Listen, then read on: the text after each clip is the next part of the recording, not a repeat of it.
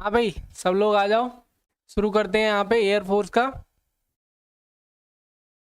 Air force का जो है सेकंड पेपर हम शुरू करने जा रहे हैं। और आप सभी का स्वागत है पेपर हैकर के यूट्यूब चैनल में। यहाँ पर जो सेकंड पेपर है वो आपका 30 प्रश्न का रहने वाला है। ठीक है, 30 प्रश्न इसमें आएंगे और 30 प्रश्न में लगभग 8 से 9 प्रश्न आपके जीएस से रहने वाले हैं। बाकी मैथ और थोड़ी से आपके जो है इसमें रीजनिंग भी इंक्लूड है। ठीक है, तो इसका जो एयरफोर्स वाला पेपर है उसका जो पहला प्रश्न है आपका यहाँ पे दिया हुआ है। आप प्रत्येक प्रश्न को नोट करेंगे, पढ़कर उसका आंसर देने की कोशिश करेंगे। और अगर ये आपको प्रैक्टिस सेट डाउनलोड करना है तो आप पेपर हैकर यूट्यूब चैनल जो लिंक आ रही है सामने, इस पर जाकर डाउनलोड कर सकते हैं। और भी जो है स्टडी मटेरियल इस पर पड़ा हुआ है, MA BA वगैरह, वो भी आप डाउनलोड कर सकते हैं। तो हमारा जो पहला प्रश्न है वो है, ब्रिक्स देशों द्वारा कौन सा बैंक चीन में स्थापित किया गया है। आपको पता होना चाहिए ब्रिक्स देश क्या है और इसके द्वारा कौन सी बैंक जो है चीन में स्थापित की गई है और ब्रिक्स का कार्य क्या है। ठीक है, तो यहाँ पर जो ब्रिक्स होता है उसकी क्या है फुल फॉर्म, BRICS। ये क्या है, ब्रिक्स। ठीक है, ये क्या है, ब्रिक्स। इसी को क्या बोलते हैं, ब्रिक्स। इसमें कौन कौन सी कंट्री आते हैं, इसमें आता है ब्राजील, रसिया, इंडिया, चाइना और साउथ अफ्रीका।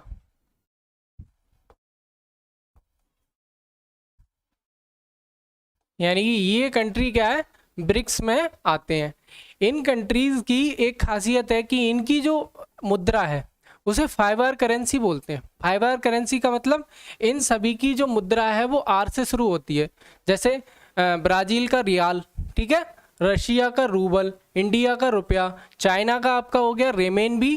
ठीक है, रेमेनबी क्या हो गया, चाइना का। और साउथ अफ्रीका क्या हो जाता है, रेंड। ठीक है, ये सब हो गए आपके ब्रिक्स कंट्री। ब्रिक्स कंट्री हो गए। इनके द्वारा एक बैंक स्थापित की गई है, उसका नाम क्या है, आपका सी ऑप्शन यहाँ पे सही हो जाएगा। इसको काट देते हैं। ये सी ऑप्शन जो है न्यू डेवलपमेंट बैंक, यानी कि इसको शॉर्ट फॉर्म क्या है, NDB। NDB भी इसको बोलते हैं। ठीक है, संघाई चीन में इसका क्या है, हेडक्वार्टर है, यानी कि चीन में इसको क्या है, स्थापित किया गया है। नेक्स्ट जो हमारा प्रश्न है, नेक्स्ट प्रश्न की ओर चलते हैं।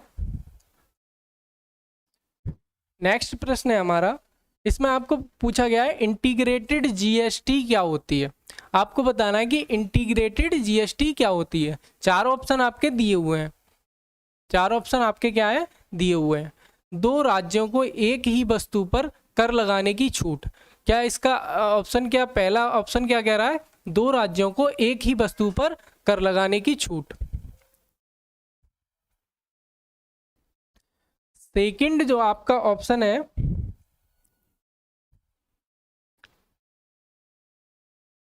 सेकंड आपका ऑप्शन क्या कह रहा है, दो राज्यों के मध्य व्यापार पर केंद्र कर लगाएगी। यानी कि ये कह रहा है इंटीग्रेटेड जीएसटी जो होती है वो ये होती है कि दो राज्यों के मध्य जो कर लगता है वो क्या जीएसटी कहलाता है, इंटीग्रेटेड, या केंद्र और राज्य के मध्य न्यायपूर्ण राजस्व का जो बंटवारा होता है उसे इंटीग्रेटेड जीएसटी कहते हैं, या जो दो राज्यों के बीच होने वाले कारोबार पर केंद्र जो कर वसूलेगी और दोनों राज्यों के मध्य बांट देगी। तो इसका जो सही आंसर आपका हो जाएगा वो हो जाएगा ऑप्शन नंबर डी। यानी कि इंटीग्रेटेड जो जीएसटी होती है वो ये होती है कि दो राज्यों पर केंद्र कर लगाएगी, उसके बाद उन दोनों राज्यों में वो कर को डिवाइड करके बांट देगी। ठीक है, दोनों राज्यों के मध्य में बंटवारा कर देगी, इसे क्या बोलते हैं, इंटीग्रेटेड जीएसटी। नेक्स्ट जो हमारा प्रश्न है, नेक्स्ट हमारा प्रश्न है कि अमीर खुसरो किस सुल्तान का दरबारी कवि था। आपको बताना है अमीर खुसरो जो थे वो किस दरबार के दरबारी कवि थे। अमीर खुसरो किस दरबार के दरबारी कवि थे। पहला ऑप्शन हो गया आपका फिरोज तुगलक, सिकंदर लोदी, बलबन या अलाउद्दीन खिलजी। ठीक है, तो इसका जो सही आंसर हो जाएगा वो हो जाएगा अलाउद्दीन खिलजी। अलाउद्दीन खिलजी अमीर खुसरो जो जब थे तो अलाउद्दीन खिलजी जो थे सुल्तान थे, यानी कि सुल्तान अलाउद्दीन खिलजी के दरबार में अमीर खुसरो जो है थे, कवि थे।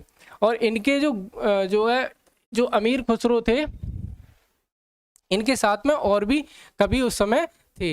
ये कौन से उसमें आते हैं, ये कौन से शासन में आते हैं, दिल्ली सल्तनत में। ठीक है, दिल्ली सल्तनत का आपको क्या पता होना चाहिए, कार्यकाल भी आपसे पूछ सकता है दिल्ली सल्तनत का। दिल्ली सल्तनत का आपको कार्यकाल पूछेगा तो आपको क्या बताना है, 1206 से 1526। ठीक है, 1206 से 1526 तक किसका राज रहा था, दिल्ली सल्तनत का। और इसका जो पहला सुल्तान था वो था कुतुबुद्दीन ऐबक। और कुतुबुद्दीन ऐबक के बारे में आपको एक चीज पता होगी कि जो कुतुब मीनार है उसका निर्माण किसने शुरू कराया था, तो कुतुबुद्दीन ऐबक ने। ठीक है, और यहाँ पे ऑप्शन नंबर सी दिया हुआ है बलवन। बलवन के बारे में आपको पता होना चाहिए कि इन्होंने रक्त एवं लौह की नीति शुरू की थी, रक्त एवं लौह की नीति इन्होंने शुरू की थी। पूछेगा रक्त एवं लौह की नीति किसने शुरू की थी, तो आपको बताना है बलवन।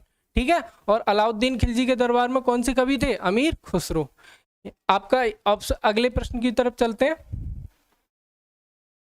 आगे क्या कह रहा है, भारत में सबसे बड़ा जनजातीय समुदाय कौन सा है। आपको यहाँ पे 4 जनजातीय समुदाय दिए हुए हैं। ठीक है, एसटी जो होता है उन्हें ही क्या कहते हैं, जनजातीय समुदाय कहते हैं। जो आपके कॉन्स्टिट्यूशन में एसटी दिया हुआ है, ठीक है, वही क्या होता है, जनजातीय समुदाय कहलाता है। तो उसमें क्या है, भील, गोंड, संथाल, थारू, ये चारों जनजातियां आपकी आती हैं।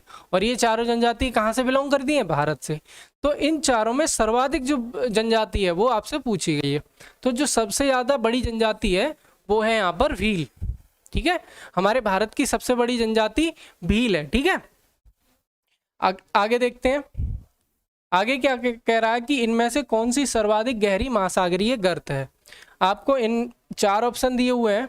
ठीक है, 4 ऑप्शन दिए हुए हैं आपके यहाँ पे, Tonga, Mariana, Puerto Rico, Izu, Bonin. ये क्या है चारों, ये महासागर की गर्त हैं। लेकिन आपको इनमें से बताना है कि सबसे गहरी जो महासागरीय गर्त है वो कौन सी है। तो यहाँ पे जो मेरियाना ट्रेंच है ये किस में पाई जाती है, प्रशांत महासागर में। और ये क्या है, पूरे विश्व की सबसे गहरी जो मेरियाना गर्त जो है वो पूरे विश्व की सबसे गहरी महासागरीय गर्त है। ठीक है, ये चीज आप ध्यान रखेंगे। आगे देखते हैं। आगे आपका हो जाएगा राष्ट्रपति पद के उम्मीदवार को इनमें से किसकी योग्यता जो का होना अनिवार्य है। इसके ऑप्शन जो है वो नीचे दिए हुए हैं, तो आप आसानी से एक बार और दोबारा प्रश्न को पढ़ लीजिए। इसमें क्या कह रहा है, राष्ट्रपति पद के उम्मीदवार, यानी कि जो राष्ट्रपति पद का उम्मीदवार होगा उसको क्या क्या योग्यता होनी जरूरी है। ठीक है, ये आपने पढ़ लिया। अब नेक्स्ट चलते हैं। यहाँ पे आपके 4 ऑप्शन दिए हुए हैं। ठीक है, इन 4 ऑप्शन में से आपको बताना है कि जो राष्ट्रपति पद का उम्मीदवार होगा उसके लिए कौन सी योग्यता जरूरी है। इसमें पहला जो ऑप्शन है आपका वो है लोकसभा, दूसरा ऑप्शन कह रहा है संसद का सदस्य, तीसरा कह रहा है राज्यसभा, चौथा कह रहा है विधानसभा का सदस्य। तो जो राष्ट्रपति है उसको लोकसभा के सदस्य होने की योग्यता होना अनिवार्य है, लोकसभा का सदस्य होना अनिवार्य नहीं है। ये चीज आप ध्यान रखेंगे, इसकी योग्यता होना अनिवार्य है। ठीक है, लोकसभा के सदस्य को होना अनिवार्य है। ऐसे ही आपको अगर पूछेगा लोकसभा, राज्यसभा और संसद ये तीनों किस आर्टिकल में है। ठीक है, अगर आपसे पूछता है लोकसभा, राज्यसभा और संसद किस आर्टिकल में है, तो आपको एक ट्रिक याद रखनी है, सरला। ठीक है, सरला आपको याद रखनी है। सरला में क्या है, संसद, राज्यसभा,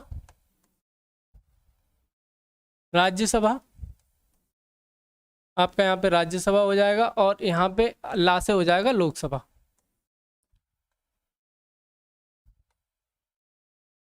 इसको कहाँ से शुरू करेंगे, आर्टिकल नंबर 79 से। इसका 79 आर्टिकल है संसद का और 80 आर्टिकल आपका है राज्यसभा का और 81 जो आर्टिकल है वो है लोकसभा का। अगर आपसे पूछे इनमें से कौन सा स्थायी सदन है, आपको 4 ऑप्शन दिए हों, लोकसभा, राज्यसभा, ठीक है, लोकसभा, राज्यसभा या जो है विधान परिषद, विधानसभा। ठीक है, तो अगर इनमें से 4 ऑप्शन में दिया हुआ है विधान परिषद नहीं है, विधान परिषद जो है वो भी क्या है, स्थायी सदन है। और जो संसद और लोकसभा में राज्यसभा और लोकसभा में, राज्यसभा आपका क्या है, स्थायी सदन है। ठीक है, स्थायी सदन का मतलब होता है ये कभी भी भंग नहीं होता। लोकसभा भंग की जा सकती है लेकिन राज्यसभा भंग नहीं होती। ठीक है, और राज्यसभा के जो है, राज्यसभा के सदस्यों का अगर कार्यकाल अगर पूछेगा तो आपको बताना है 6 वर्ष। राज्यसभा के सदस्यों का कार्यकाल 6 वर्ष, और लोकसभा के अगर सदस्यों का कार्यकाल पूछेगा तो आपको बताना है 5 वर्ष। राज्यसभा जो है वो उच्च सदन कहलाता है, निम्न सदन कहलाता है लोकसभा। ठीक है, ये चीज आप नोट कर लेंगे और इसे बहुत ही ध्यान से याद कर लेंगे। ठीक है, नोट करते हुए आगे चलते हैं। अगला जो हमारा प्रश्न है वो कह रहा है कि बीटा ब्लॉगर एक औषधि है बचाने हेतु। बीटा ब्लॉगर किसके लिए उपयोग की जाती है ये आपको बताना है। पहला ऑप्शन कह रहा है हृदयाघात से, प्रोटेस्ट ग्रंथि के बढ़ने के लिए इसका उपयोग करते हैं, या चिरकालिक मधुमेह में इसका उपयोग करते हैं, या इनमें से कोई नहीं। तो इन तीनों ऑप्शन में से आपको बताना है कि जो बीटा ब्लॉकर है, बीटा ब्लॉकर जो है इसका उपयोग किसके लिए करते हैं। तो जो सही ऑप्शन हो जाएगा आपका वो हो जाएगा ऑप्शन नंबर ए, यानी कि बीटा ब्लॉकर का उपयोग हम हृदयाघात में करते हैं। ठीक है, हार्ट अटैक जो होता है उसमें किसका उपयोग करते हैं, बीटा ब्लॉकर। आगे देखते हैं, आगे कह रहा है कि निम्न में से कौन सा इनपुट डिवाइस नहीं है। आपको पता होना चाहिए इनपुट डिवाइस क्या होते हैं, आउटपुट डिवाइस क्या होते हैं, और इनका कार्य क्या होता है। तो इधर कर देते हैं। आपको पता होगा 2 प्रकार के डिवाइसेस होते हैं, एक इनपुट, एक होता है आउटपुट। इनपुट का जो कार्य होता है वो होता है कंप्यूटर के लिए कमांड देने में। कमांड दे, जब जिस भी चीज़ से आप कंप्यूटर को कमांड दे सकते हैं, यानी मशीन में आप अपनी बात को कहते हैं, जैसे आप माउस से अपनी बात को कहते हैं, कुछ भी सर्च करना होता है तो आप माउस से करते हैं, कीबोर्ड पे आप टाइप करके अपनी बात को जो है कंप्यूटर को बताते हैं। तो जो जिस वे से आप उसको कुछ भी बताते हैं, है ना, जिससे आप उसमें इनपुट देते हैं, उसी को क्या कहते हैं, इनपुट डिवाइसेस। ये चीज़ आप कभी नहीं भूलेंगे अब आगे से। अगर कोई चीज़ आपको वापस मिल रही है, जैसे आप देख किसकी तरफ रहे हैं, अगर आप टाइप कर रहे हैं तो आपको बता कौन रहा है, आपको बता रहा है स्क्रीन। ठीक है, आपको क्या बता रहा है, स्क्रीन जो हो रही है वो क्या बता रही है, आपको आउटपुट दे रही है। ठीक है, अगर आप सॉन्ग बजा रहे हैं, सॉन्ग अगर आप प्ले करते हैं माउस से कंप्यूटर में, तो उसकी वॉइस कौन निकालता है, स्पीकर। तो स्पीकर क्या हो गया आपका, इनपुट आउटपुट डिवाइस। स्पीकर आपका आउटपुट डिवाइस हो गया। गेम खेलने में जॉयस्टिक का प्रयोग करते हैं, कीबोर्ड हो गया, माउस हो गया, इस प्रकार की ये सारी डिवाइसेस क्या हो गई, इनपुट डिवाइस। और जो हमें आउटपुट दे, ठीक है, जो हमें आउटपुट दे उसे बोलते हैं आउटपुट डिवाइस। ठीक है, तो इसमें पूछा है कौन सा इनपुट डिवाइस नहीं है। इन चारों ऑप्शन में से आपको ये बताना है कि इनमें से इनपुट डिवाइस नहीं है। तो माउस क्या है, माउस से भी इनपुट देते हैं। स्पीकर क्या है, स्पीकर से क्या इनपुट दे सकते हैं, नहीं। स्पीकर किसके काम आता है, आउटपुट देने के। स्पीकर जब बजता है तो हमें साउंड सुनाई देता है, यानी कि वो आउटपुट दे रहा है। जॉयस्टिक से हम इनपुट देते हैं, माइक्रोफोन से भी हम बोल रहे हैं कि क्या है, इनपुट दे रहे हैं अंदर कंप्यूटर के लिए। इसी प्रकार से इसका जो सही ऑप्शन हो जाएगा हमारा बी ऑप्शन, स्पीकर। नेक्स्ट देख लेते हैं, नेक्स्ट क्या कह रहा है। अब यहाँ से आपका शुरू होता है मैथ का सेक्शन, मैथ का सेक्शन। ठीक है, तो अब यहाँ से हम सॉल्व करने वाले हैं मैथ के प्रश्न। प्रश्न पढ़ लेते हैं। दो संख्याओं का अनुपात दिया हुआ है 15 और 11। इसमें क्या कह रहा है, दो संख्याओं का अनुपात 15:11 है। यदि उनका उच्चतम, उच्चतम समावर्त क्या होता है, महत्तम समावर्त को उच्चतम समावर्त कहते हैं, HCF, जो कि 13 दिया हुआ होता है। दो संख्याएं पूछिए। अगर इस प्रकार का प्रश्न आपसे पूछता है कि दो संख्याओं का अनुपात आपको दिया हुआ है 15:11 और इसमें महत्तम समावर्त यानी कि HCF आपको दिया हुआ होता है, तो आपको सीधे क्या करना होता है, ये मान लो A और B दो संख्याएं हैं, आपका महत्तम समावर्त क्या हो जाएगा, इसके अनुपात में आप सीधे HCF की महत्तम समावर्त की गुणा कर देंगे 13 से, ठीक है। तो जो A है वो कितना है 15 और B कितना है, B बराबर दिया हुआ है आपका 11। यहाँ पे आपको 13 की मल्टीप्लाई करनी है, यहाँ पर भी आपको 13 की मल्टीप्लाई करनी है। आप इसको यूनिट डिजिट से भी कर सकते हैं। 5 3 15, 5 किस में आ रहा है लास्ट में, 3 ऑप्शन में 5 आ रहा है। ऐसे ही 3 3 9, 3 एकम 3, 3 किस में आ रहा है लास्ट में, इस वाले में आ रहा है, ठीक है। तो डी ऑप्शन आपका बिल्कुल राइट हो जाएगा। अब यहाँ पे हम क्या कर लेते हैं, गुणा करके देख लेते हैं। 13 पंजे 65 के 5, हाथ से लागे 6, 13 एकम 13 और 6 19, 195 इसका क्या हो जाएगा, बिल्कुल सही आंसर। यानी कि 195 हम सीधे देख लेंगे कौन से ऑप्शन में दिया हुआ है, डी ऑप्शन में हमारा दिया हुआ है, तो आप सीधे ऑप्शन को सही कर लेंगे। अगर यहाँ पे दो जगह 195 दिया हुआ होता तो आप अगले को सॉल्व करेंगे, ठीक है। ऐसे ही 13 11 की मल्टीप्लाई आप करेंगे तो ये हो जाएगा 143, यहाँ से कितना हो जाएगा 143। नेक्स्ट क्वेश्चन की तरफ चलते हैं हम। यहाँ से नेक्स्ट क्वेश्चन में आपका दिया हुआ है 88 से भाज्य सबसे बड़ी 4 अंकों वाली संख्या। यानी कि ये पूछना चाह रहा है अगर हम 88 से भाग देंगे तो इन चारों में से कौन सी ऐसी संख्या है जो पूरी पूरी कट जाएगी। इस क्वेश्चन को करने के हमारे पास दो तरीके हैं, या तो हम इसको ऑप्शन से कर लें, ठीक है, या तो हम इसको ऑप्शन से कर लें, या फिर हम इसको क्या करेंगे जो है लॉन्ग मेथड से करेंगे। तो पहले हम इसको क्या कर लेते हैं, ऑप्शन से करके देख लेते हैं। ऑप्शन में आपको कह रहा है वो सबसे बड़ी 4 अंकों की संख्या, तो इन चारों में आपको फाइंड करनी है कि सबसे बड़ी 4 अंकों की संख्या कौन सी है।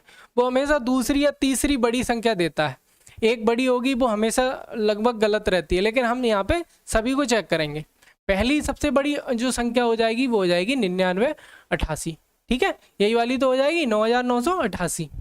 इसमें हम क्या करते हैं 88 से हम जब भाग देंगे तो वो संख्या 88 से कटेगी, इसके फैक्टर कर लेते हैं, 8 गुणा 11 आएगा, 11 8 88, 11 8 88 होता है। तो यहाँ पर अगर कोई संख्या 11 और 8 दोनों से कटेगी, वही संख्या 11 से कटेगी, ठीक है, ये डिविजिबिलिटी का रूल होता है। तो हम क्या कर लेते हैं, इसको 8 से डिवाइड करके देख लेते हैं। 8 एकम 8, 8 दूनी 16, ठीक है, 3 बचे, 8 चौक 32, ये बचे 3, 8 चौक 32, ये आपके बचेंगे 6, 8 8 64, यानी कि ये वाली संख्या क्या है 8 से नहीं कट रही है, इसे छोड़ देंगे। अब हम देखते हैं दूसरी बड़ी संख्या कौन सी है। यहाँ पे दूसरी बड़ी संख्या कौन सी दी हुई है, ये वाली। इसको भी आप क्या करेंगे 8 से डिवाइड करके देखेंगे। 8 एकम 8, 8 दूनी 16, 16 और 3 19, 9, 3 बचा 36 हो गया, 8 दूनी 16, 8 3 24, 8 चौक 32, ठीक है, 8 चौक 32, इसमें से 32 घटाएंगे तो कितना बचेगा 4, और यहाँ पे पीछे कितना है 48, 8 चौक 32, 8 पंजे 40, 8 छक 48, ये 8 से कट रही है, ठीक है, ये वाली संख्या 8 से कट रही है। अब हम क्या कर लेते हैं, इसे 11 से भी डिवाइड करके देख लेते हैं। तो 11 से वो संख्या कटती है जिसके विषम संख्याओं का योग और सम संख्याओं का योग जो कि क्या होने वाला है 15, और ये यहाँ से क्या हो जाएगा 16 और 1 17। इन दोनों का अंतर, ठीक है, इन दोनों का अंतर क्या आना चाहिए 0 या 11, इन दोनों का अंतर आना चाहिए 0 या 11। तो इसका अंतर कितना आ रहा है 15 और 17 का 2, 15 और 17 का अंतर कितना आ रहा है 2, यानी कि ये संख्या क्या है 99 68 भी जो है हमारी आंसर नहीं होगी। 2 ऑप्शन हमने एलिमिनेट कर दिए। अब नेक्स्ट ऑप्शन हमारा बचा 9944, इसको क्या करेंगे 9944, इसको हम 8 से काट के देखते हैं। 8 एकम 8, 8 दूनी 16, 8 3 24, 8 चौक 32, ठीक है, 2 बच्चे 8 दूनी 16, 8 3 24, यानी कि बी ऑप्शन क्या है 8 से तो हमारा कट रहा है। अब इसको 11 से भी डिवाइड करके देख लेते हैं। 9 और 4 13, माइनस करेंगे 9 और 4 13, कितना आया 0, यानी कि ये संख्या क्या है हमारी 11 से कट जाएगी। ये तो हो गया आपका शॉर्ट मेथड, यानी कि ये हो गया आपका ऑप्शन से। सेकेंड जो मेथड है हमारा, सेकेंड मेथड में आपको क्या करना है 88 से भाज्य सबसे बड़ी 4 अंकों वाली संख्या इसने पूछी है। इसमें आपको क्या करना है सिंपल 88 लेना है, और सबसे बड़ी संख्या कौन सी होगी 4 अंकों की 9 9 9 9, यही तो रहने वाली है 9999। 9999 से बड़ी कोई सी संख्या नहीं बनेगी जो कि 4 अंकों की होगी। ठीक है, इससे ऊपर क्या हो जाएगा 10,000। 88 से इसमें क्या करेंगे, हम भाग करेंगे। ठीक है, भाग करके देख लेते हैं। 88, 11 बचा, 9 उतार लिए, फिर से एक बार जाएगा, फिर से एक बार जाएगा, क्या कितने आ गए यहाँ पे 88। ठीक है, 88 आ गए, यहाँ पे एक बचा, यहाँ पे 11 में से 8 गए तो कितने बचे, 3 बचे। यहाँ पे हमने फिर से क्या उतार लिया, 9 को उतार लिया। यहाँ पे कितना बार जाएगा आपका, 8 दूनी 16, 8 तियां 24, 8 चौक 32, 8 तियां 24, 3 बार आपका जाएगा। तो 8 तियां 24, 4 आ गया, 2 बचा, 8 तियां 24, 25, 26, यानी कि 264 यहाँ पे आएगा। इसको जब हम घटाएंगे तो इसमें कितना बचेगा, 5, और ये दिखाई दे रहा है स्क्रीन में, इसको इधर कर लेते हैं। यहाँ पे कितना बच रहा है, 55। 55 यहाँ से शेष आ गया, यानी कि जो संख्या है इसमें 55 शेष आ गया। अगर इसमें 55 को हम घटा दें तो कुछ भी शेष नहीं बचेगा, यानी कि वो संख्या क्या है, 88 से कट जाएगी। तो हम क्या करेंगे, 9999 में से 55 को घटा देंगे। इसमें से जब हम 55 को घटाएंगे तो हमें कौन सी संख्या प्राप्त होगी, वो संख्या प्राप्त होगी सबसे बड़ी 4 अंकों की जो 88 से डिवाइड हो जाएगी। ठीक है, दूसरा तरीका ये हो गया। यहाँ पे कितना बचा, यहाँ पे आपका बचा 9 में से 5 गया, 4 बचा, ये 4 बचा, ये 9, ये 9, यानी कि 9944। ऑप्शन नंबर बी क्या है, 9944। दोनों तरीके आप समझ गए होंगे। ठीक है, अब चलते हैं अगले प्रश्न की ओर। दोनों तरीके आपको बहुत ही अच्छे से समझ में आ गए होंगे। ठीक है, अगला प्रश्न आपका दिया हुआ है यहाँ पे, इसमें क्या कह रहा है, एक व्यक्ति है, वो क्या कर रहा है, एक व्यक्ति अपनी बचत में से, उसने कुछ भी बचत की, उसमें से 2/7 खर्च करता है। बचत में से क्या किया, 2/7 खर्च कर दिया, और फिर भी उसके पास 1000 रुपये शेष बचे। उसकी कुल बचत क्या है, ये कहना चाह रहा है किसी के पास 2/7 रुपये जो है अपनी बचत में से उसने खर्च कर दिए, और फिर भी उसके पास बच रहे हैं 1000 रुपये, तो उसकी बचत क्या है। इस प्रकार का जो क्वेश्चन दिया हुआ होता है तो आपको जो 2/7 दिया हुआ है, इसी को क्या करेंगे आप, 2/7 का मतलब क्या हुआ, 2/7। इसमें क्या है, इसको एक्चुअल वैल्यू मान लेंगे, 7 को एक्चुअल वैल्यू, यानी कि उसकी बचत क्या मान लेंगे, 7। बचत हमारी कितनी हो गई, 7। ठीक है, उसने खर्च कितना कर दिया, 2। उसने खर्च कितना कर दिया, 2। 2/7 अगर उसने खर्च किया है, जब ऐसे लिखा होता है तो ऊपर वाली जो संख्या होती है वो खर्च होती है, और नीचे वाली संख्या जो होती है वो टोटल होती है। अब यहाँ से आपको पता चल गया कि 7 रुपये थे उसके पास, उसने खर्च कर दिए आपके 2 रुपये, बचेंगे कितने उसके पास, 5 रुपये। प्रश्न में क्या कहा है कि उसके पास 1000 रुपये शेष बचते हैं, यानी कि जो हमारे हिसाब से 5 रुपये हैं वो बराबर किसके हो जाएंगे, 1000 रुपये के। ठीक है, इसे अगर मैं 5x मान लूँ, इसे आप 7x मान लें, और इसे 2x, अगर सरल तरीके से करना है तो इस तरीके से भी आप कर सकते हैं, x मानकर भी 5x मानकर भी इसे कर सकते हैं। तो 5 से इसे काटेंगे, 5 दूनी 10। ठीक है, 200 क्या आ गया, x बराबर, यहाँ से x बराबर 200 आ गया। अब वो पूछ रहा है बचत, आपके हिसाब से बचत कितनी थी, 7x।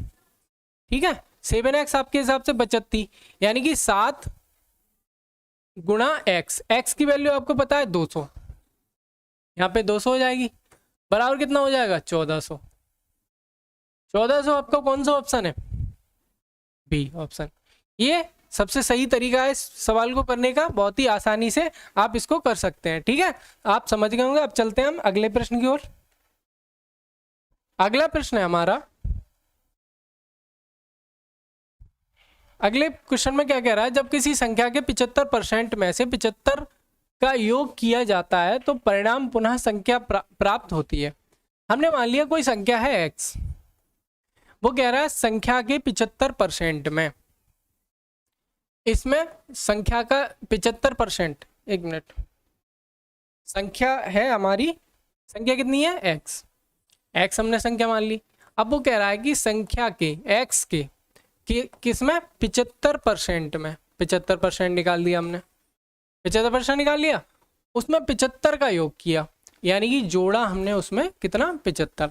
अब आगे क्या कह रहा है, परिणाम पुनः संख्या है, यानी कि संख्या क्या थी x, परिणाम कितना आना है, परिणाम का मतलब बराबर हमारा जो आया वो आया x। सिंपल है, ठीक है। इतना आपने अगर निकाल लिया तो आप इस क्वेश्चन को बड़े आसानी से सॉल्व कर लेंगे। अब हमें क्या करना है, सीधे इसको सरल कर लेना है। 25 तिया 75, 25 चौका 100, यहाँ से हो जाएगा 3x/4 बराबर माइनस प्लस 75 बराबर x। यहाँ पे x हो गया। अब यहाँ से क्या करेंगे, x को सॉरी x, ये 3x/4 को इधर ले जाते हैं, 75 को इधर ही रखते हैं, तो 75 बराबर यहाँ से क्या हो जाएगा, x माइनस 3x/4, ये हो गया। 75 बराबर आ गया x माइनस 3x/4। यहाँ से सॉल्व कर लेते हैं इस वाली समीकरण को, ठीक है। 4 आपका आ जाए, यहाँ पे इधर कर लेते हैं इसे, 4 आपका आ जाएगा एलसीएम, 4 एलसीएम आ गया। यहाँ पे होगा 4x minus 3x, 4x minus 3x बराबर में कितना था 75, बराबर में 75 था। यहाँ से 4x माइनस 3x कितना आ गया आपका x, और ये 4 किधर जाएगा इधर, तो 4 की क्या हो जाएगी 75 में गुणा, तो x बराबर कितना हो गया 75 गुणा 4, और 75 गुणा 4 कितना होता है आपका 300, 75 गुणा 4 कितना होता है आपका 300। तो हमारा कौन सा ऑप्शन सही हो जाएगा इन चारों में से, ऑप्शन नंबर बी। यानी कि अगर हम 300 की 75% में 300 का 75% निकालें और उसमें फिर से 75 को ऐड कर दें, तो वो संख्या क्या निकल के आएगी हमारी 300 ही निकल के आएगी, ठीक है। नेक्स्ट क्वेश्चन की तरफ चलते हैं। ये हमारा क्वेश्चन नंबर आ गया 13। क्वेश्चन में क्या कह रहा है, एक आदमी अपनी आय का 80% खर्च करता है, यानी कि अगर कोई 100% कमाता है तो उसमें से उसने क्या किया 80% खर्च कर दिया, और शेष बचाता है, शेष क्या करता है बचाता है, वह अपने खर्च का कितने प्रतिशत खर्च बचाता है, ठीक है। आपको क्या करना है, आपसे क्या पूछा है, एक व्यक्ति, वो कह क्या रहा है, एक व्यक्ति हम मान लेते हैं 100 रुपये कमाता था, 100 का 80% वो खर्च कर देता है, यानी कि यहाँ से वो कितना खर्च कर रहा है 80 रुपये। आय कितनी है उसकी, आय 100 रुपये, खर्च कितना हो गया 80 रुपये। अब आय में से मैंने 80 रुपये खर्च कर दिए, तो जो बचेगा उसे क्या कहेंगे बचत, और बचत कितनी बचेगी 20 रुपये, बचत हमारी हो गई 20 रुपये, 20 रुपये आपकी हो गई बचत। अब वो पूछ क्या रहा है, अब हम चलते हैं क्वेश्चन की तरफ। वो कह रहा है वह अपने खर्च का, खर्च कौन सा है 80 रुपये, और जिसका पूछता है, जिसका पूछेगा उसे अपॉन में यानी कि बट्टे में नीचे लिख देंगे। परसेंटेज में अगर आंसर पूछ रहा है तो अगर जो पूछता है जिससे कंपैरिजन कराता है, किससे कंपैरिजन करा रहा है, खर्च का, खर्च से तुलना कर रहा है, तो खर्च को हम नीचे रखेंगे, ऊपर किसे रखेंगे, कितना प्रतिशत बचाता है, बचत को ऊपर रखेंगे। बचत कितनी हो गई हमारी 20, गुणा कितने से करना है हमें 100 से, ठीक है। परसेंटेज निकालना है तो गुणा कितने से करना है 100 से। अब आपको पता है 0 से 0 कट गया, 2 चौक 8, और 4 से मैं 100 को काटूंगा तो 25 बार जाएगा, ठीक है। यानी कि यहाँ से 25% क्या हो गया आपका बिल्कुल सही उत्तर हो जाएगा, ठीक है। सही उत्तर क्या हो गया आपका 25%, बी ऑप्शन आपका बिल्कुल राइट ऑप्शन हो गया। अब चलते हैं हम अगले प्रश्न की ओर। अगला प्रश्न हमारा क्या कह रहा है, अगला प्रश्न कह रहा है मैंने साधारण ब्याज पर कुछ धन दिया और 10 वर्ष में पूरे होने पर मुझे दोगुनी राशि वापस मिली।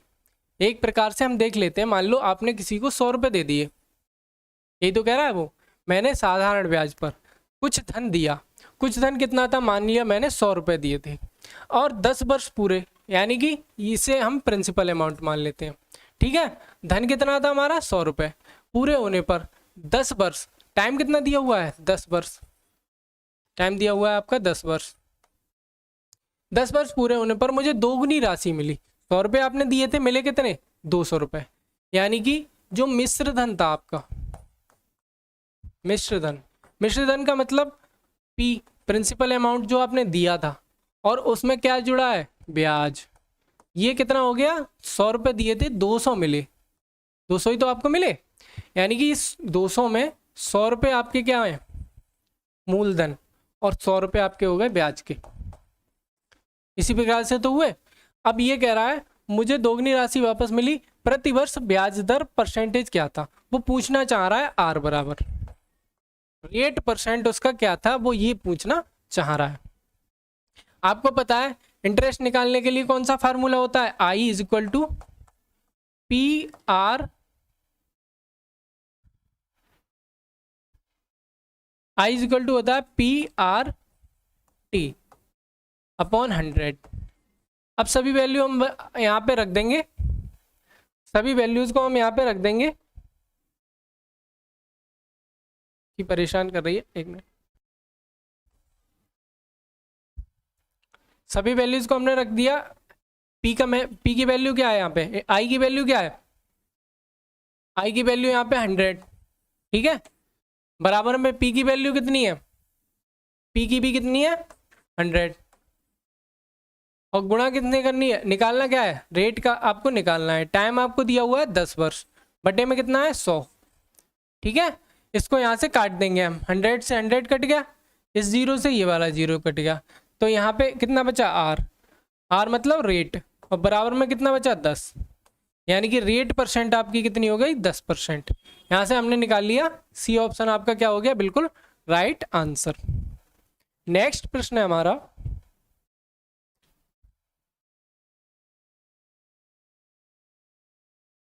नेक्स्ट प्रश्न आपका क्या कह रहा है कि 720 रुपए थे, उसको 3, 7 और 14 के अनुपात में अनुपात से राम, श्याम, जदू के बीच विभाजित कर दिया। यहाँ पे आपसे कहना चाह रहा है कि 3 लोग हैं, कौन कौन, 3 लोग कौन कौन है, राम, श्याम और जदू। ये हो गया आपका राम, ये हो गया श्याम, और जे से डिनोट कर देते हैं जदू को, जे से हम किसे डिनोट कर देते हैं, जदू को। अब इस प्रकार के प्रश्न को आपको क्या करना है, आपको करना है कि राम को इसमें क्या दिया हुआ है, इसमें 3 अनुपात दिए हुए हैं, राम अनुपात मक्खी, ठीक है। दोबारा से लिख लेते हैं, मक्खी परेशान कर रही है। इसमें क्या है 3:7:14 के अनुपात में आपको दिए हुए हैं 3 लोगों के अनुपात। इसको हम इस प्रकार से भी लिख सकते हैं कि राम, श्याम और जदू, इसको अलग अलग लिख लिया, ठीक है। राम ये हो गया, श्याम ये हो गया, जदू ये हो गया। इसको आपने कितना मान लिया 3x, इसको हमने 7x मान लिया, और इसको आपने 14x मान लिया। अब वो कह रहा है 720 रुपए इस अनुपात में बांटे जाते हैं। आपको पता होगा अनुपात का मतलब होता है जो डिवाइडेशन होता है, उन तीनों के बीच में जो पैसा को बटा उसका अनुपात, उसकी तुलना, कि राम को अगर 3 रुपए मिले तो श्याम को कितने मिले 7, और 7 गुने उसके, और जो है श्याम को अगर 7 मिले तो इसको 2 गुने मिले 14 मिले, ठीक है। इस प्रकार से ये क्या हो गया अनुपात। अगर मान लो इनमें जो है अगर इसको 6 मिलते तो इसको 14 मिलते और इसको 28, ठीक है। यही होता है अनुपात का मतलब। अब अनुपात इतने आपको मिले, अब इसमें आपको क्या करना है, मान लो इन सब में कितने रुपए बांटे गए हैं, आपको पता है 720 रुपए बांटे हुए हैं, और हम हमारे हिसाब से कितने निकलना है, इसको 3x मिले, इसको 7x, इसको 14x, तो ये कितना हो गया 24x। हमारे हिसाब से कितने बटे 24x, लेकिन वो कह रहा है 720x, तो ये 24x जो होगा वो किसके बराबर हो जाएगा 720 के, ठीक है। यहां से आपको क्या करना है, x की वैल्यू यहां से निकाल लेनी है, तो x बराबर क्या हो जाएगा 24 दूनी 48, 24 तिया 72, 3 इसका क्या हो जाएगा x बराबर सही आंसर हो जाएगा। अब आपको x की वैल्यू पता चल गई। अब आपसे पूछा क्या है, श्याम को कितने रुपए मिले, श्याम कौन सा है ये वाला, श्याम की वैल्यू कितनी है 7 गुणा x की वैल्यू कितनी है, यहाँ से आपको 720 काटेंगे, 24 तिया जाएगा, ठीक है 30, ये 30 बार जाएगा। यहाँ से कितना हो गया 7 गुणा 30, 7 दूनी 14, 7 तिया 21, 210 रुपए, यानी कि जो श्याम था उसे कितने रुपए मिले 210 रुपए मिले, ठीक है। 210 रुपए श्याम को मिले। इसका स्क्रीनशॉट लेना चाहे स्क्रीनशॉट ले लेंगे। अब चलते हैं अगले प्रश्न की ओर। अगला हमारा प्रश्न है, अगले क्वेश्चन में क्या है कि 2 वर्गों के क्षेत्रफल के बीच का अनुपात आपको दिया हुआ है। क्या दिया हुआ है? 9:1। तो उनके परिमापों के बीच का अनुपात आपको बताना है। एक चीज इससे पहले हम देख लेते हैं। अगर मान लो एक चीज हम यहाँ पे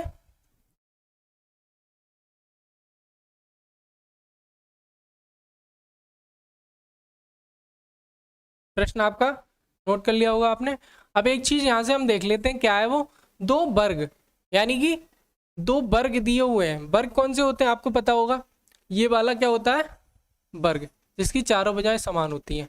अगर इसकी एक भुजा ए है तो इसका क्षेत्रफल क्या रहने वाला है? ए इंटू ए। सारी भुजाएं इसकी क्या हो जाएंगी? ए। और क्षेत्रफल बराबर क्या होता है? लंबाई गुणा चौड़ाई। लंबाई गुणा चौड़ाई। क्षेत्रफल जब निकालते हैं हम तो लंबाई गुणा चौड़ाई निकालते हैं, ठीक है। लंबाई गुणा चौड़ाई क्या हो गई? यहाँ से लंबाई कितनी है?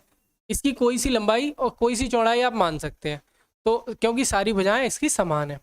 मान लो ये वाली लंबाई है, ए लंबाई हो गई, और ए ही क्या हो गई? चौड़ाई। तो जो क्षेत्रफल हो गया इसका क्या हो गया? ए स्क्वायर। ए स्क्वायर इसका क्षेत्रफल हो गया। अब अगर वो परिमाप पूछता है, परिमाप बराबर क्या होता है? परिमाप जो होता है हमारा, परिमाप का मतलब साधारण क्या होता है कि अगर आप यहाँ पर हैं, यहाँ पर खड़े हैं, और यहाँ से यहाँ तक चले, यहाँ तक चले, यहाँ तक चले और यहाँ तक चले, यानी कि जो चारों तरफ का घेराव था, चारों तरफ की लंबाई थी, उस सभी को अगर आपने जोड़ दिया तो आपने क्या निकाल लिया? इसका परिमाप। तो इसको जोड़ देते हैं, ए प्लस ए प्लस ए प्लस ए, ए प्लस ए प्लस ए प्लस ए, यानी कि 4a क्या हो गया? इसका परिमाप। 4a इसका क्या हो गया? परिमाप। ठीक है, दो चीजें आपको पता चल गई। अगर अब एक चीज आप देखेंगे, अगर मैं दो वर्ग हैं, उनका जो है दो वर्ग दिए हुए हैं, मान लो दो वर्ग दिए हुए हैं, अगर उनका मैं जो है परिमाप निकालूंगा तो एक का आएगा 4a1। ठीक है, परिमाप क्या होता है? 4a1, क्योंकि हमने एक वर्ग की भुजा मान ली a1, और दूसरा वर्ग अगर दिया हुआ है इसकी a2 मान लेते हैं। इसका परिमाप कितना निकल के आएगा? यहाँ से इसका परिमाप निकल के आएगा 4a2, क्योंकि चारों भुजाओं का योग हो जाएगा तो 4a2। ये a है, ठीक है, ये वाला a है। 4a1 और 4a2, इन दोनों का अगर आप अनुपात निकालोगे तो 4 से 4 कट जाएगा, यानी कि a1 अनुपात a2। यही मैं आपको बताना चाह रहा था कि अगर दो वर्गों का मैं परिमाप निकालूं, परिमाप का अनुपात निकालूं, तो वो वही आएगा जो उन दोनों वर्गों की भुजाओं का अनुपात है। ठीक है, और अगर मैं यहाँ से क्षेत्रफल दिया हुआ है और इसका मैं अंडर रूट कर दूं, ठीक है, तो ये कितना निकल के आ जाएगा? a, और ये क्या है? इसकी भुजा। यानी कि अगर क्षेत्रफल का मैं वर्गमूल कर दूं तो उसकी भुजा हमें प्राप्त हो जाती है। वर्ग के क्षेत्रफल का अगर हम अंडर रूट या वर्गमूल कर दें तो हमें क्या प्राप्त होता है? उस वर्ग की भुजा। अब यहाँ पर आपको सिंपली एकदम इस क्वेश्चन को आप कर देंगे देखते ही। इसमें क्या दिया हुआ है? दो वर्ग दिए हुए हैं, उनका क्षेत्रफल दिया हुआ है। दो वर्गों का क्षेत्रफल हम a1 अनुपात a2 मान लेते हैं, a1 का स्क्वायर और a2 का स्क्वायर, जो कि क्या दिया हुआ है? जो कि दिया हुआ है हमारा 9:1। अब यहाँ से हमें निकालना क्या है? उनके परिमापों के बीच का अनुपात। मैं इसको अंडर रूट कर लूँ दोनों तरफ, इधर भी अंडर रूट कर दूँ, इधर भी अंडर रूट कर देता हूँ, तो ये क्या निकल के आएगा? a1 अनुपात a2। ठीक है, बराबर में आपका 3:1 निकल के आएगा। ठीक है, और अगर वो परिमाप पूछ रहा है तो हम यहाँ पे क्या करेंगे? 4a1 अनुपात 4a2 भी लिख सकते हैं, और इसको बाद में ये कट जाएगा, यानी कि इसको लिखने का कोई मतलब है नहीं। तो जो सही हमारा अनुपात आएगा वो आएगा 3:1। ठीक है, 3:1। तो बी ऑप्शन आपका क्या हो जाएगा? बिल्कुल राइट आंसर हो जाएगा। नेक्स्ट प्रश्न आपका दिया हुआ है, यहां से आपका कौन सा सेक्शन शुरू हो गया? यहां से आपका जो है रीजनिंग का सेक्शन शुरू हो गया। यहां से आपका सेक्शन किसका शुरू हो गया? रीजनिंग का आपका सेक्शन शुरू हो गया। पहला ये 17 नंबर क्वेश्चन, यानी कि रीजनिंग का पहला क्वेश्चन है। इस टाइप के क्वेश्चन आपको दिखें तो आपको सबसे पहले क्या करना है? आपको सबसे पहले क्या करना है, इन चारों के ABCD जो दिए हुए हैं इनका अल्फ़ाबेट आपको याद करना है, ठीक है। ये आपके मुंह ज़बानी याद होना चाहिए, सबकी प्लेस वैल्यू जो होती है वो आपको याद होनी चाहिए। अब हम सीधे क्या करेंगे, यहाँ पे रख देंगे ए का कितना होता है 1, और जेड का, ये आपको पता होगा, ये भी आपको पता होगा कि ये दोनों क्या हैं, अपोजिट हैं। यानी कि अगर दो, ये कितना है जेड 26 और ये 1 नंबर पर आता है, तो 26 और 1 कितना हो गया 27, 26 और 1 कितना हो गया 27। ऐसे ही बी और वाई, बी कितना है 2 और वाई कितना है 25, ये भी कितना हो गया 27। यानी कि ये दोनों आपस में एक दूसरे के क्या हो गए, अपोजिट हो गए, अपोजिट हो गए ये दोनों आपस में। ऐसे ही इसको देख लेते हैं, सी कितना है आपका 3, सी कितना है, कौन से स्थान पर आता है 3 पे, 3 नंबर पे, और एक्स आपका आता है 24 नंबर पर, तो 24 और 3 कितने हो गए 27, ये भी बिल्कुल सही है। ऐसे ही ये कितना है 4 और ये 23, 23 और 4 कितने हो गए 27, ये भी बिल्कुल सही है। यानी कि ये कौन सी सीरीज चल रही है, आपको बस यही पकड़ना है कि ये किस सीरीज के अकॉर्डिंग है। तो आपको पता है ये दोनों आपस में अपोजिट हैं, ये दोनों आपस में अपोजिट हैं, वैसे ही ये दोनों आपस में अपोजिट हैं, एक ये दोनों भी आपस में अपोजिट हैं। एक और कॉम्बिनेशन बन रहा है कि ए के बाद यहाँ पे बी है, यहाँ पर सी के बाद डी है, एक ऑप्शन को छोड़कर, ठीक है। यहाँ पर क्या दिया हुआ है, ई के बाद पी दिया हुआ है, ई 5 नंबर पे है, 6 पे क्या आना चाहिए एफ। ये वाला ऑप्शन आपका क्या हो गया, गलत हो गया। यानी कि यही ऑप्शन क्या है विषम, ये ऑप्शन क्या है आपका विषम। और यहाँ पे जी के बाद एच आया हुआ है, ठीक है, और ये दोनों जोड़ेंगे हम तो ये कितना है 7, और टी कितना होता है आपका, टी कितना होता है 20, तो 20 और 7 कितना हो गया 27। ऐसे ही एच आपके 8 प्लेस पे आता है और एस आपका आता है 19वें नंबर पर। इन दोनों को आप जोड़ेंगे कितना हो गया 27। यानी कि ये तीनों तो एक जैसे हैं, लेकिन ये क्या है, ये आपका अलग है, ये आपका अलग है, क्योंकि ये वाली वैल्यू आपकी फॉलो नहीं कर रही है। 16 नंबर पे आता है, ये 20 नंबर पे आता है, इन दोनों को जोड़ेंगे तो कितना हो गया 36, जो कि हमारा मैच नहीं कर रहा है। तो इस प्रकार के ऑप्शन को हम कैसे करेंगे, चारों ऑप्शन को हमको जो है ABCD की वैल्यू पता होगी, प्लेस वैल्यू को रखकर उनका संबंध ढूंढने की कोशिश करेंगे। 3 ऑप्शन का संबंध एक जैसा होगा, तीन ऑप्शन एक जैसे रखे होंगे, कोई ना कोई सीक्वेंस मैच कर रही होगी, और चौथा जो ऑप्शन होगा उसकी सीक्वेंस मैच नहीं कर रही होगी। आपको उसी को पकड़ लेना है और उसी को क्या कर देना है आंसर, उसी को हम आंसर कर देंगे।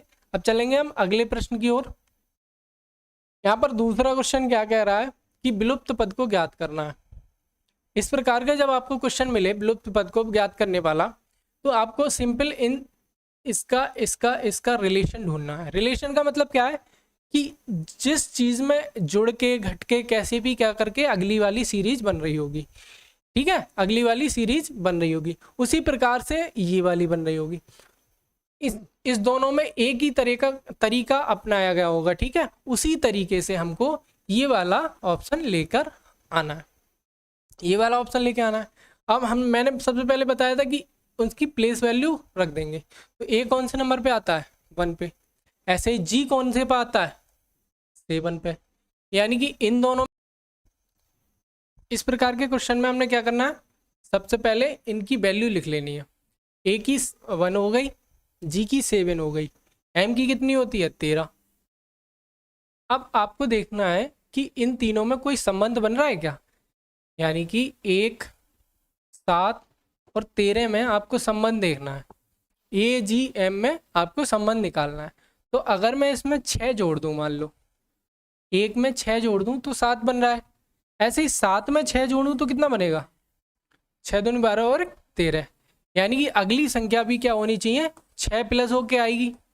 13 में मैं 6 जोड़ूंगा तो कौन सी संख्या आएगी 19 नंबर। 19 नंबर किसके लिए उपयोग होता है, एस के लिए। एस कितने पर आता है 19 पर। अब ये चारों ऑप्शन में से तुम्हें देखना है कि एस कौन से में आ रहा है। 2 ऑप्शन में एस आ रहा है, ठीक है, यानी कि 2 ऑप्शन आपके कैंसिल हो गए, 2 ऑप्शन आपके क्या हो गए कैंसिल हो गए। तो कौन सा बच्चा पहली प्लेस पे क्या आना चाहिए एस, इसमें कौन सी प्लेस पे आ रहा है एस दूसरे पर, ये भी आपका गलत हो गया। यहाँ पर तो आपका क्या आएगा एस, तो ये पहला वाला जो ऑप्शन है आपका वो क्या हो जाएगा, बिल्कुल सही आंसर। ठीक है, यानी कि SH क्या हो जाएगा, इसका बिल्कुल सही आंसर हो जाएगा। उसी प्रकार से आगे देखते हैं। आगे आपका प्रश्न पूछा है, आगे प्रश्न आपका क्या पूछा है कि निम्नलिखित में से कौन सा शब्द दिए गए शब्द एग्जामिनेशन के अक्षरों से नहीं बनाया जा सकता। आपको दिया हुआ है एग्जामिनेशन, यहाँ पे लिख लेते हैं एग्जामिनेशन।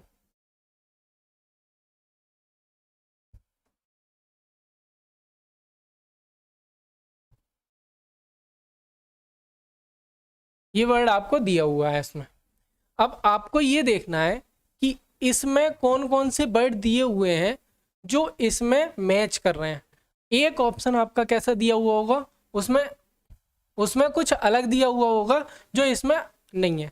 तो आप चारों ऑप्शन देखिए और बताइए कौन से ऑप्शन में अलग जो है ऑप्शन है जिसमें इसमें वो वर्ड नहीं है, वो ऑप्शन में है, दिया हुआ है।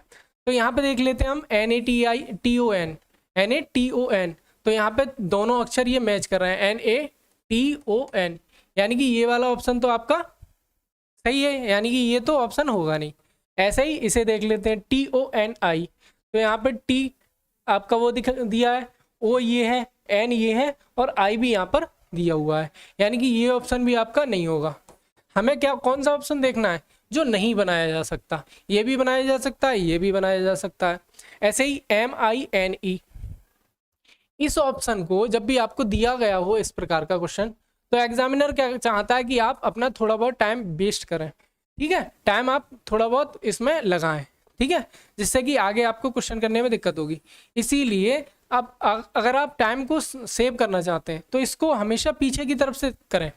लास्ट वाले ऑप्शन की तरफ से अगर आप करेंगे तो ये जल्दी हो जाएगा, क्योंकि अगर डी ऑप्शन होगा या सी ऑप्शन इसका ज़्यादातर रहता है। तो इसमें हम डी ऑप्शन देखें अगर, तो TERM इसमें दिया हुआ है, इसमें से T भी है, T तो दिया हुआ है, E दिया हुआ है, E भी दिया हुआ है। इसके बाद हम देख लेते हैं R दिया हुआ है, R इसमें एग्जामिनेशन में नहीं दिया हुआ है। ठीक है, तो हमारा सही आंसर क्या हो जाएगा, D, यानी कि D ऑप्शन जो है इसके थ्रू नहीं बनाया जा सकता, क्योंकि R जो स्पेलिंग है वो मान लो इसमें नहीं है। ठीक है, जैसे आप हैप्पी बर्थडे वाला पूरा वो वर्ड्स का लेके आते हैं सीट, उसमें से हैप्पी बर्थडे अपना नाम बनाते हैं, वैसे ही मान लो आपको एग्जामिनेशन की सीट दी हुई है इन अक्षर की, उनसे आपको ये 4 अक्षर बनाने हैं। तो ये 3 अक्षर तो आपके बन गए, ये वाला अक्षर आपका नहीं बनेगा, ये वाला आपका अक्षर है नहीं बनेगा, क्योंकि इसमें R है और इसमें R नहीं है। ठीक है, तो ये समझ गए होंगे आप इस टाइप के क्वेश्चन को कैसे करना है। अगला प्रश्न आपको दिया हुआ है इस टाइप का। इस टाइप के प्रश्न को क्या करना है आपको,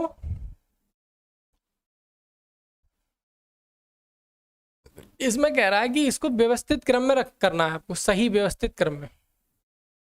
सही व्यवस्थित क्रम क्या होता है, मतलब मान लो शुरू से अंत तक जो प्रक्रिया चलती है, इसमें शहद और मक्खी यानी कि शहद बनने की प्रक्रिया को आपको दर्शाया गया है। तो इसमें क्या करना है आपको, मान लो एक मक्खी या फूल से शहद बनाना है। ठीक है, शहद और मोम को बनाना है। तो सबसे पहले क्या होता है, सबसे पहले क्या होगा, सबसे पहले आपको किसकी जरूरत पड़ेगी, एक पुष्प की। फूल होगा तभी तो उस पर क्या बैठेगी, मक्खी।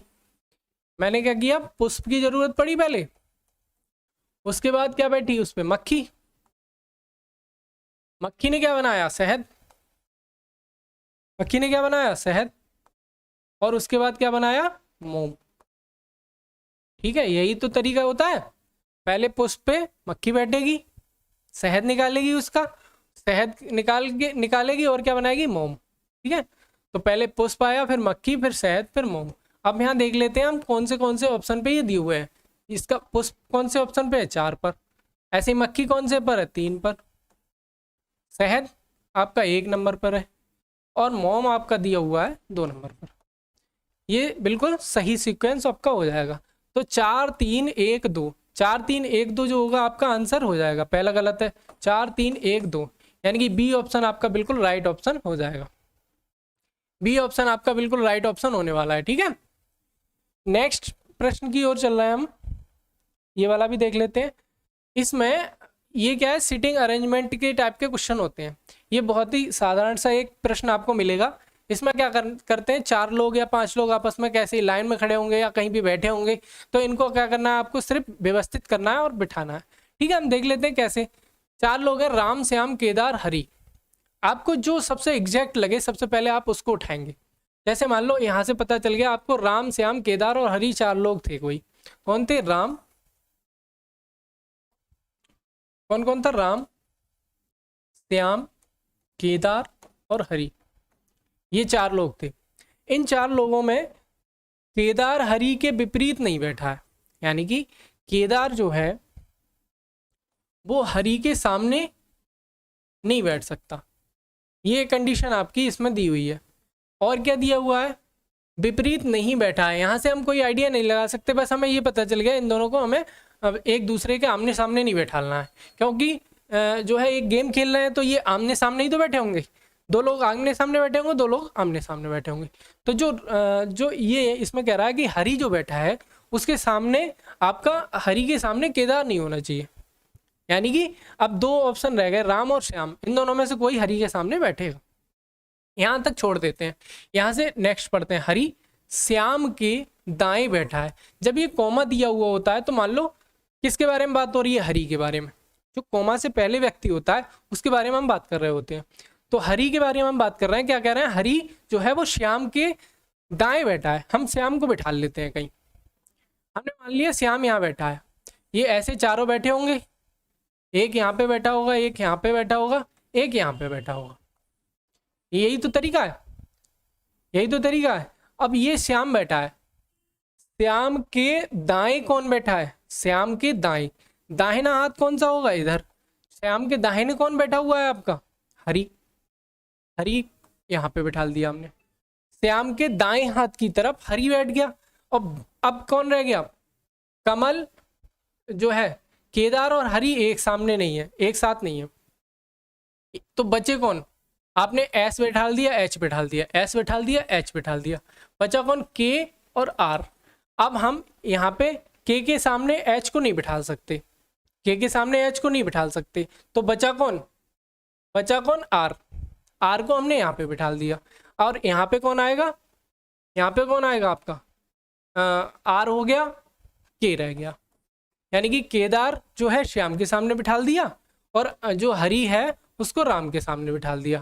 केदार के सामने हरि नहीं होना चाहिए, केदार के सामने हरि नहीं होना चाहिए। ठीक है, हमारी जो समीकरण थी वो बन गई। अब वो जो पूछ रहा है हम उसके आंसर दे सकते हैं बड़े आसानी से। श्याम के विपरीत कौन बैठा है? यहाँ पे पूछ रहा है श्याम के विपरीत कौन बैठा है। श्याम के विपरीत यानी कि श्याम के सामने कौन है? केदार है। ठीक है, तो हमारा जो सही आंसर क्या हो जाएगा? B option. बी ऑप्शन क्या है? केदार। यहां से केदार क्या हो गया? बिल्कुल राइट आंसर। आगे चलते हैं। आगे आपका दिया हुआ है यहां पर, आगे क्या कह रहा है? किसी कक्षा में लड़कियों की संख्या लड़कों की संख्या की 5 गुनी है। मान लेते हैं x अगर बॉयज है, बॉयज कितने हैं? x, तो इसके 5 गुनी, 5 गुनी क्या होंगे? लड़कियां होंगी। गर्ल्स कितनी होंगी? 5 गुनी किसकी? x की। x की क्या होंगी? 5 गुनी लड़कियां होंगी। अगर मैं कहूं टोटल कितने होंगे, मान लो x बॉयज हैं, 5x गर्ल्स हैं, तो टोटल कितने होंगे? 6x ही तो होंगे।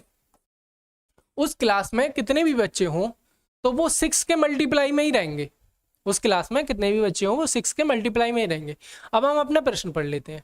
कह रहा है किसी कक्षा में लड़कियों की संख्या लड़कों की संख्या की 5 गुनी है। हमने लिख लिया, अगर बॉयज की संख्या x है और गर्ल्स की क्या है? 5x है। यहाँ तक तो क्वेश्चन हो गया।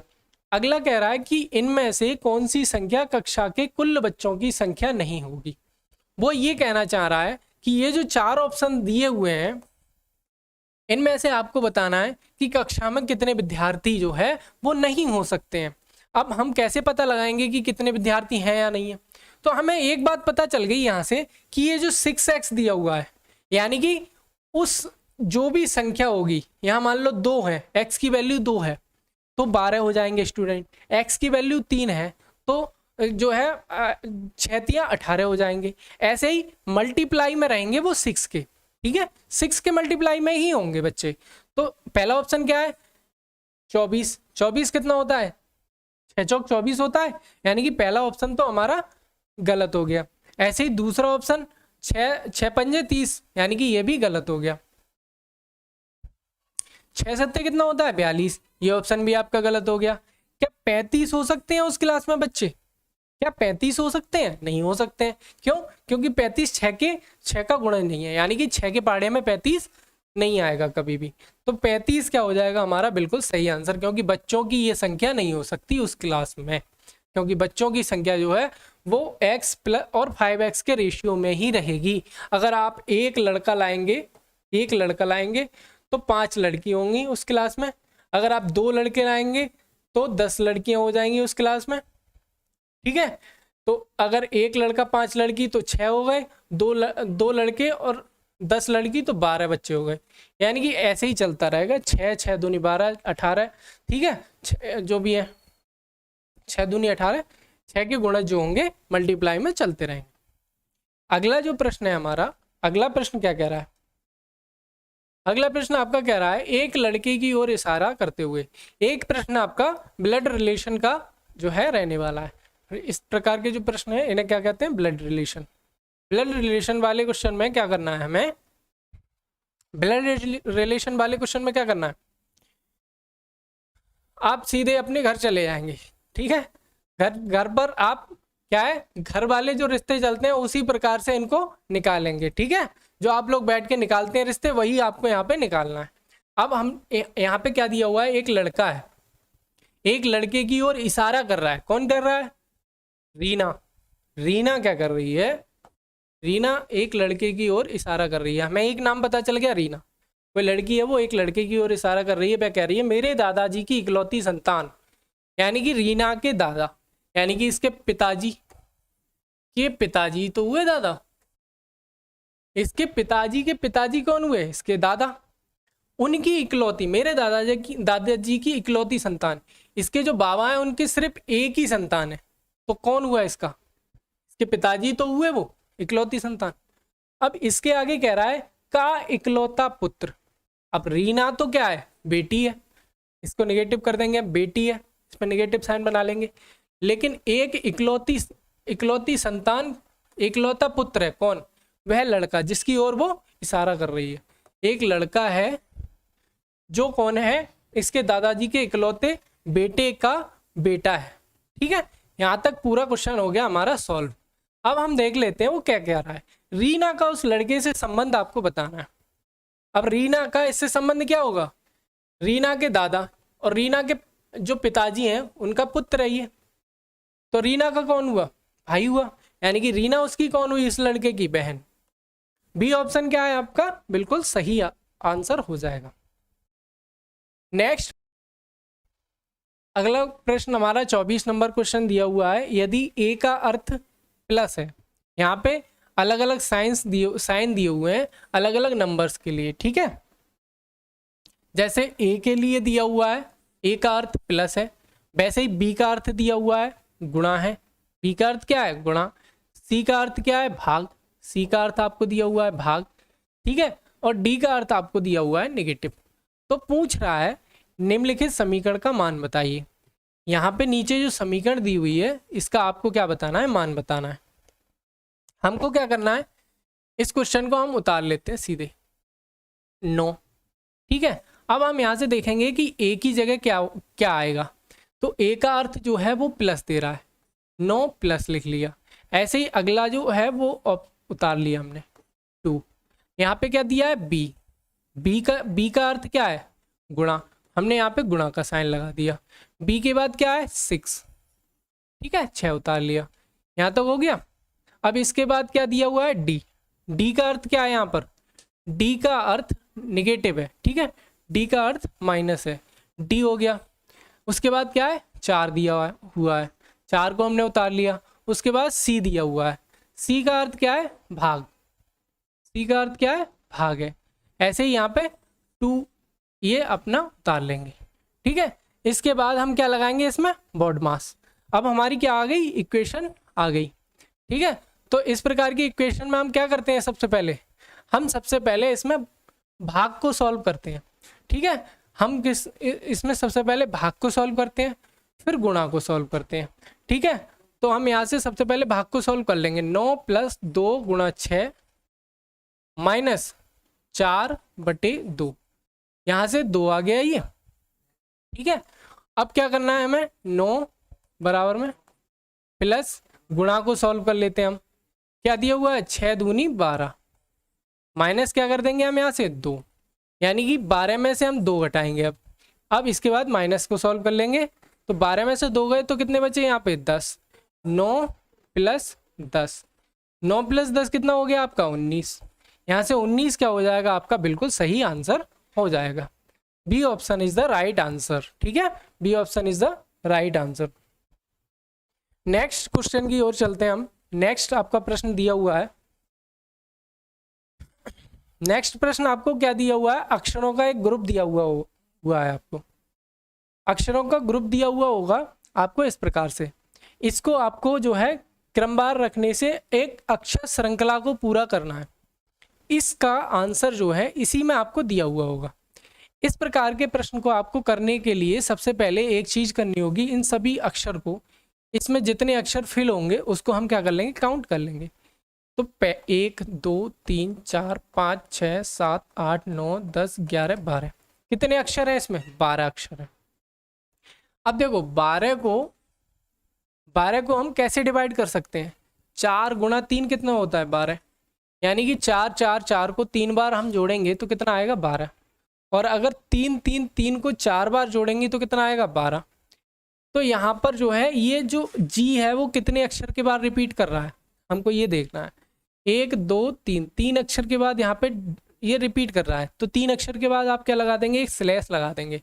ऐसे ही 1 2 3, यहाँ पे 3 अक्षर के बाद क्या करेंगे आप, स्लैश लगा देंगे। 1 2 3 यहाँ पर लगा दिया। ठीक है, अब ये 3 3 के भागों में डिवाइड हो गए। 1 2 3 4 ऑप्शन जो है 3 3 के भागों में डिवाइड हो गए। जब इस प्रकार से 3 3 3 के भाग में डिवाइड हो जाए, उसके बाद आपको देखना है कि यहाँ पे दूसरे ऑप्शन पे क्या दिया हुआ है, एच। ठीक है, तो यहाँ पे सब जगह क्या आएगा आपका, एच आएगा। यहाँ पर एच आएगा, यहाँ पर पहले से है और यहाँ पर भी एच आएगा। अब आपको देखना है लास्ट में क्या दिया हुआ है, लास्ट में आपको आई दिया हुआ है, तो यहाँ पर भी कितना आएगा आई, यहाँ पर भी कितना आएगा आई, यहाँ पर भी आई। अब ये एक श्रृंखला बन गई, कौन सी, GHI GHI GHI GHI GHI GHI GHI, ये एक श्रृंखला को रिपीट कर रहा है। ठीक है, हमारी श्रृंखला बन चुकी है। अब उसमें जो ऑप्शन है वो आपको क्या लिखना है, जो आपने फिल किए हैं उनको एक तरफ लिख लेते हैं हम। पहले में क्या है एच, फिर क्या है आई, उसके बाद फिर से एच, फिर से आई, इसके बाद आई, इसके बाद एच। ठीक है, यानी कि H I H I I H I H I I H. Option number A क्या हो जाएगा आपका, बिल्कुल राइट आंसर हो जाएगा। नेक्स्ट जो क्वेश्चन है, नेक्स्ट क्वेश्चन आपका क्या कह रहा है,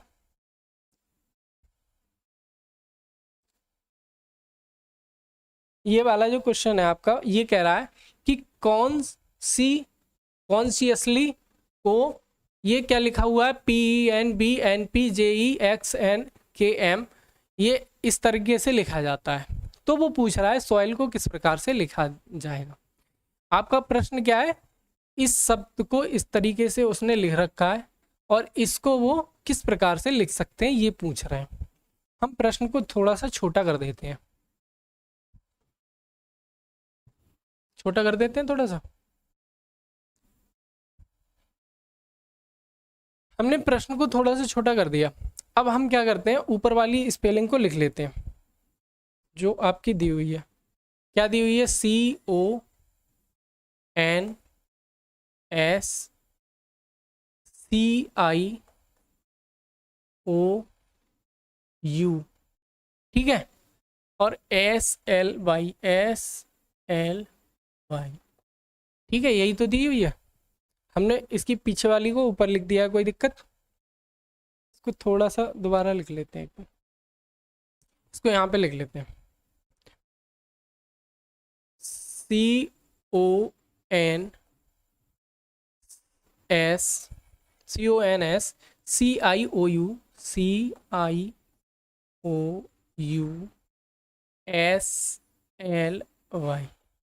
ठीक है, इसको क्या लिखा है P, इसके नीचे क्या है P, इसके नीचे क्या है E, इसको ऐसे तीर बना लेते हैं पहले।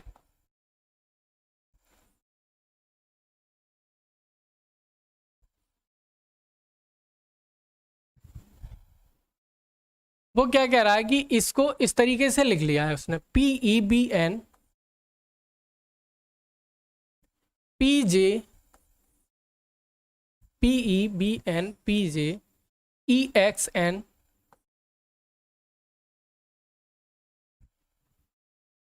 KM। ठीक है, अब वो पूछ रहा है कि सॉइल को किस प्रकार से लिख सकते हैं, जिस प्रकार से ये लिखा हुआ है उसी प्रकार से सॉइल को किस प्रकार से लिख सकते हैं। तो आपको ये देखना है, इसमें S को क्या लिखा हुआ है N, O को क्या लिखा हुआ है E, SOIL, I को क्या लिखा है J, और L को क्या लिखा है K। ठीक है, ये 4 वर्ड को आपको उसने पूछा है, तो इसी प्रकार से हम इनको सीक्वेंस से रख देंगे। S की जगह क्या रखेंगे N, O की जगह हम रख सकते हैं E, I की जगह हम लिखेंगे J, और L की जगह हम लिखेंगे K।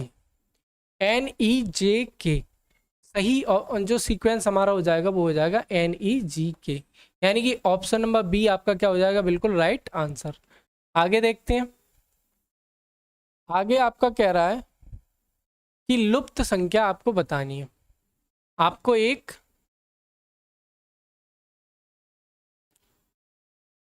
सारणी आपको यहाँ पे दी गई है, इसमें से आपको लुप्त संख्या बतानी है। लुप्त संख्या कहाँ पर दी हुई है, यहाँ पे ये वाला ऑप्शन। ठीक है, ये वाला ऑप्शन आपको बताना है। तो इस प्रकार के प्रश्न में मैंने बताया था कि जो बड़ी संख्या है उसको लाने का प्रयास करते हैं हम छोटी संख्याओं की सहायता से। तो यहाँ पे 9 में 3 जोड़ो और उसमें फिर 3 जोड़ो, यानी कि 9 से 15, 15 का स्क्वायर करो, यानी कि किसी भी प्रकार से हम अगर इन तीनों को जोड़ेंगे और उनका स्क्वायर करेंगे तब 81 नहीं बनेगा। लेकिन हमें पता है 9 की गुणा 3 से करेंगे 27, और 27 तियाँ 81, यानी कि इन तीनों अक्षरों की अगर मैं गुणा कर दूं तो नीचे वाली संख्या मुझे प्राप्त हो रही है।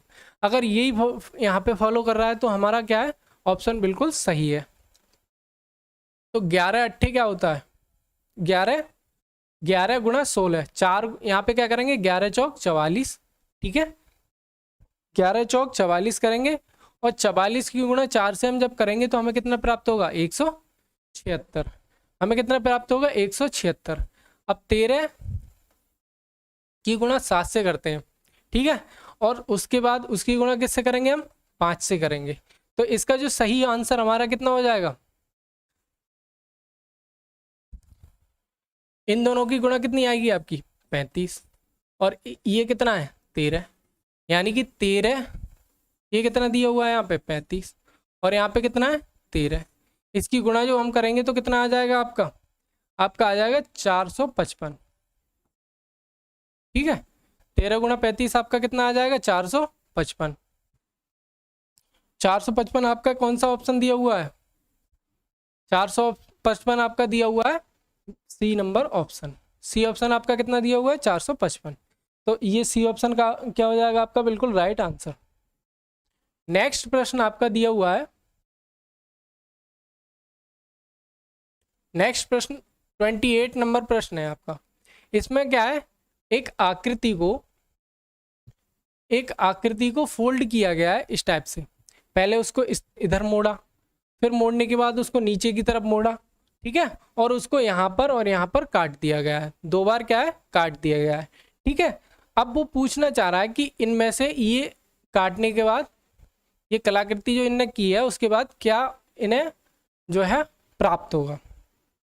ठीक है, तो यहाँ पे आप देख लीजिए कौन सा ऑप्शन इसका सही हो जाएगा। तो आपने देखा यहाँ पे इसने कोने पे काटा है, जब मैं इसे खोलूंगा तो यहाँ पर भी कटा हुआ होगा, जब मैं इसे खोलूंगा तो यहाँ पर भी कटा हुआ होगा, यहाँ पर भी कोने पर, 4 जगह कटा हुआ होगा, यानी कि ये ऑप्शन और ये ऑप्शन आपका क्या हो गया, बिल्कुल गलत हो गया। बचे 2 ऑप्शन, ये भी कोने पे कटा हुआ है 2 बार, ये भी कोने पे कटा हुआ है। अब यहाँ पे देखिए आप, गोल कटा हुआ है, यानी कि बीच में क्या होगा, गोल होगा। तो ये डी ऑप्शन क्या है आपका, बिल्कुल मैच कर रहा है। डी ऑप्शन आपका बिल्कुल मैच कर रहा है, तो यहाँ पर आप क्या लगा देंगे, डी ऑप्शन सही कर देंगे। अब नेक्स्ट जो आपका प्रश्न है, नेक्स्ट प्रश्न में भी क्या करना है आपको, ये आकृति दी हुई है और इसको आपको फाइंड करना है। ठीक है, आकृति आपको दी हुई है, इसको आपको फाइंड करना है। कौन सी आकृति दी हुई है, ये आपको देखना है इन चारों में से कौन से में है। ठीक है, कौन से में ये आकृति है। तो यहाँ पे आप, यहाँ पे क्या है, इसमें से बीच में से ये निकली हुई है। ठीक है, और यहाँ पर क्या है, ये वाली जो आकृति है वो बी ऑप्शन में दिखाई दे रही है क्या, सी में भी बीच से निकली हुई है और इसमें भी बीच से निकली हुई है, तो ये वाला ऑप्शन भी आपका गलत हो जाएगा। इसमें भी बीच से निकली हुई है, तो ये भी ऑप्शन आपका गलत हो जाएगा। इसमें जो बिल्कुल बीच से निकली हुई है, ये भी ऑप्शन आपका बिल्कुल गलत हो जाएगा। तो सही ऑप्शन कौन सा हो जाएगा आपका, ऑप्शन नंबर बी। देखो यहाँ पे ये वाली, ये गोल चक्कर बना हुआ है और उसके बाद ये खिंचा हुआ है, ऐसे ही ये यहाँ पे बना हुआ है और ये खिंचा हुआ है, ये बिल्कुल सेम इसकी तरह दिख रही है, नहीं दिख रही है। तो ये जो इसका आंसर क्या हो जाएगा आपका, बी ऑप्शन बिल्कुल सही हो जाएगा। अगले प्रश्न की ओर चलें। आपके 20 प्रश्न, 30 प्रश्न हो गए, 29, हाँ 30वां प्रश्न है आपका। 30वां जो प्रश्न है, इसमें भी आपको आकृति दी हुई है। ठीक है, आकृति आपको एक दी हुई है। अब आपको बताना है इनमें से कौन सी आकृति इसमें बिल्कुल फिट बैठेगी। ठीक है, यही तो आपको बताना है। अब आप देखिए, इसमें ये बीच में से कटा हुआ है, इसमें ये बीच में से कटा हुआ है, यानी कि ये ऑप्शन आपका गलत हो गया। ये उल्टी है, ठीक है, ये भी आपकी गलत हो गई। इसमें आपको चौकोर नहीं है और ये बिल्कुल साइड से है, लेकिन यहाँ पे बीच में है। ठीक है, तो ये त्रिभुज वाला ऑप्शन इसमें भी गलत है, तो डी ऑप्शन भी आपका बिल्कुल गलत हो जाएगा। सही ऑप्शन जो हो जाएगा आपका, वो हो जाएगा बी। ठीक है, बी ऑप्शन आपका बिल्कुल राइट आंसर हो जाएगा। ठीक है, तो आज की क्लास हम यहीं समाप्त करते हैं और इसके जो आपको प्रश्न है सारे जो है आपको हल करने हैं और बढ़िया से नोट डाउन करने हैं। ठीक है, नेक्स्ट प्रैक्टिस सेट से आप जुड़ेंगे। इसी प्रकार से हमने 30 प्रैक्टिस सेट ये कराए।